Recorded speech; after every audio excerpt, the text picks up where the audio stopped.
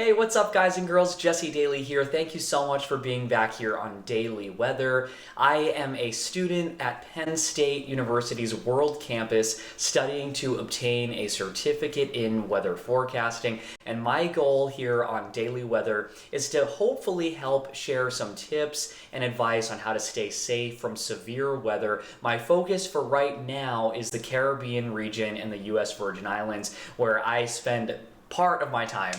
I love the islands and I love everybody down there, so I want to help keep you safe as I continue my studies into weather forecasting. Now, this week is National Hurricane Preparedness Week. Let's jump over to the computer to talk a little bit about how you can stay safe and also why it is so important to make sure that you're aware of the weather forecast, but also that things can change on a dime. So let's jump over and we'll talk about everything. Okay, guys and girls, so we're going to take a quick look at an article here that I wrote for the Virgin Islands Source about National Hurricane Preparedness Week and why it is so important to be prepared in the event of a cyclone. So, for example, preparing before hurricane season. Okay, so now is the time to develop an evacuation plan. Where do you go when you're asked to evacuate? And is it going to be a last minute sort of a situation, which we will also talk about in a little bit? It's also the time to assemble disaster supplies like an emergency kit. Have enough food, water, non-perishable so that you can grab a backpack and go if you need to. Insurance checkups and document your possessions. Now, this is so important. So, as a property owner in the Virgin Islands, there's a big difference between flood insurance and hurricane insurance. Now, I am not an insurance agent, so I'm not the one to ask about these differences. However, what I do know is that if you have hurricane insurance, it doesn't necessarily mean that you're going to be covered if there is water damage from a hurricane. There's flood insurance and there's hurricane insurance. And the hurricane insurance has more to do with wind damage rather than water. So make sure to talk to your insurance agent and get that in order. A lot of people in Florida during Hurricane Ian last year lost a lot of money because they were not prepared for that specific difference, flood insurance and hurricane insurance. Be sure to look into that. And create a communication plan with a handwritten list of contacts so that people know what's going on in the event of a storm. Strengthen your home. This is also the time to make sure that there's any leaks or damages that you need to work on. Fix it now. Don't wait until a storm is on its way. Now is the time to do it.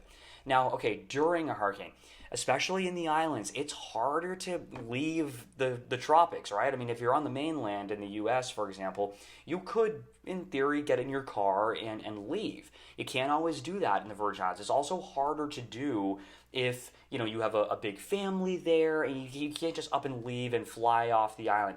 There are evacuation flights, but it's just not as always simple to leave. So if you are remaining during a storm, if you choose to remain, or if you just are not able to leave, stay in your safe places away, from water and wind.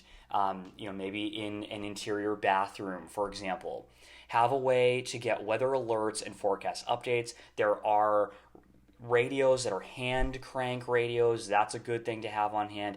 Keep in mind that impacts can be felt far from the coast. This is particularly true if, for example, on St. Thomas in the U.S. Virgin Islands, it's a very mountainous island, right? So wind at the top of the hill is going to be different than it is at at sea level. So keep that in mind.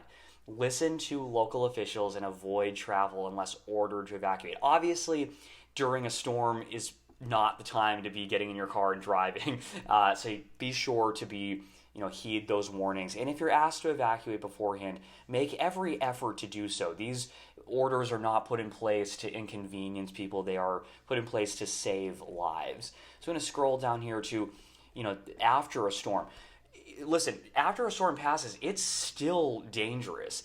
If you evacuated, only return home when you're directed to go, when it's safe to do so. it may not even be possible to get back to your home safely for an extended period of time. There could be down power lines, which is actually the next tip here. Remain vigilant as hazards remain. Heat, downed power lines, floodwaters, and more. After Hurricanes Maria and Irma in 2017 in the Virgin Islands, there were stories of mosquitoes that were just everywhere, and the power was out for months in many places. So have bug spray on hand. You don't want to mosquitoes carry diseases.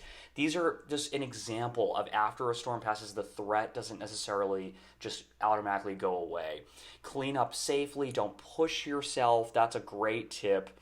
And also remember, only use generators outside. Okay, people put them indoors, and it can be a very, very dangerous situation because of the fumes, the exhaust. So make sure to know what you're doing if you're going to use a generator, and again, prepare for the likelihood that help and communications may not be available for an extended period of time. Again, this is particularly true if you are in regions that are harder to access, such as the USVI. Keep in mind, guys and girls, that even during a relatively quiet hurricane season, it just takes one storm to create a serious and life-threatening situation. This is a graph of the Atlantic hurricane and tropical storm activity based on data from 1944 to 2020. As we can see, the activity really increases on average around September to October. But it doesn't mean that storms can't happen throughout, May to even into December. Now, last year in 2022, the Atlantic hurricane season was relatively quiet, as you can see from this map, really all the way up until September. That is when Hurricane Ian made landfall in Florida as one of the most powerful hurricanes to ever strike the U.S. Now, Ian is a perfect example of why it is so important to be prepared ahead of time. That storm was not forecast originally to be as serious as it ended up being. I remember watching news reports anticipating that Tropical Storm Ian would strengthen into a hurricane and then make landfall around a Category 1, maybe Category 2. That storm actually made landfall after undergoing rapid intensification. It made landfall as a Category 4, and it was recently upgraded to a Category 5 hurricane, and areas such as Sanibel Island on the west coast of Florida were absolutely devastated, and a lot of people unfortunately chose not to leave because of the anticipation that the storm may not have been as strong, or they just were not prepared to go. If evacuations are issued, make sure to leave and make sure to heed those warnings. Your life really can depend on it. Guys and girls, thanks so much for watching this video here on Daily Weather. If you found some information to be useful and helpful, please hit that like button and also hit that subscribe button so you don't miss my next video.